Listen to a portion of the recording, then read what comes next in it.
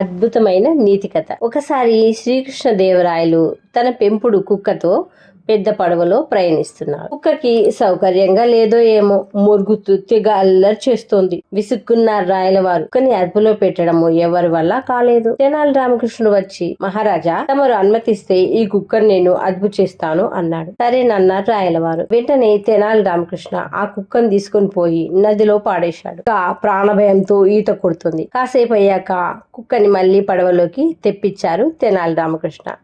అంతే, ఆ కుక్క ఒక మూలకు పోయి మురగకుండా అల్లరి చేయకుండా ముడుచుకొని పడుకుంది. చెరిపోయారు రాయలవారు. ఏం మాయ చేశావు రామకృష్ణ అని అడిగాడు. రామకృష్ణ నవ్వేసి, మహారాజా, ఈ లోకంలో అందరూ తానున్న స్థితికి తృప్తి పడకుండా ఇంకా ఏదో కావాలని ఆశపడతారు. నీటిలో పడేశాక అంతకు ముందు తనెంత సురక్షిత ప్రదేశంలో ఉన్నదో అర్థమయ్యి కుక్కకి జ్ఞానోదయం అయింది అన్నాడు. అలాగే మన పిల్లలకు ఎన్ని సౌకర్యాలు కల్పించినా వాటి విలువ అర్థం కావడం లేదు. కావున కష్టం యొక్క విలువను, సమాజంలో ఏమాత్రం సౌకర్యాలు లేకుండా జీవించే వారి గురించి తెలియచేయాలి.